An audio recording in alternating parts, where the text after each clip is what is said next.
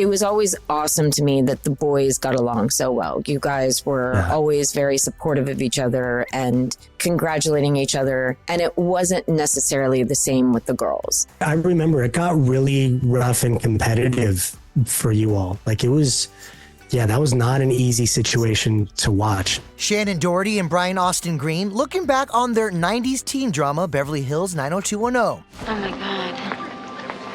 Brian and I always stayed friends. The chemistry's better because we're all adults. That was the first real example to me of sexism within the business. The former co-stars open up on Shannen's podcast, Let's Be Clear, telling alleged tales from behind the scenes 30 years later. I remember at one point when there was a fight out front and Ian and I were there. And so we were the two that stepped into kind of the middle of it to keep it from escalating. What's really funny about that fight, that was between myself and Jennie. She was calling it pants down day, where she would pull the pants on some of the crew members in a funny way.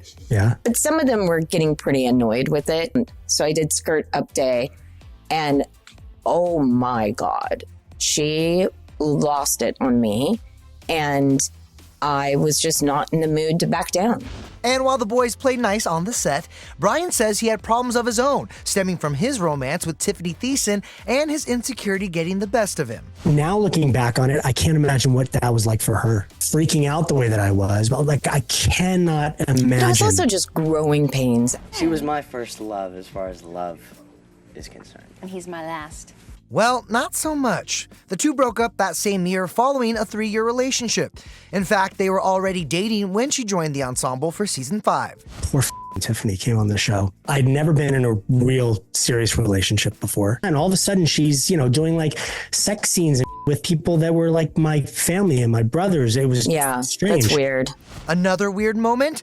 Tiff's casting came in the wake of Shannen's alleged firing, a moment Brian feels awkward about to this day. Just all of a sudden, bam, you're fired, Shannen. But for some of you, particularly you, because we had known each other before and we were close, that must have been hard.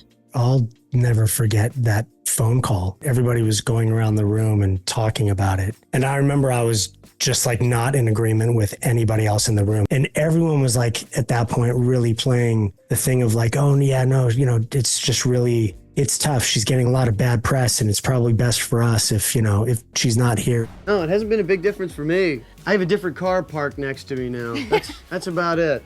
Shannen's exit becoming a watershed moment for Brian's outlook on the biz. I always used to say to people in interviews and stuff, the common question was like, how's everything going with Shannen? She can be such a and always I was like, I do not understand. That was the first like real example to me of sexism within the business. You are an incredible example of someone that has always been incredibly kind, always. And you will fight to the death for people. Brian echoed all this to ET last year, praising Shannen for sharing her cancer journey.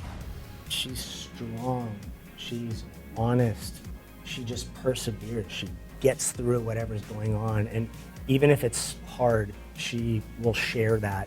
And I think it benefits people that are around her to see somebody going through a difficult situation and still keeping their head up.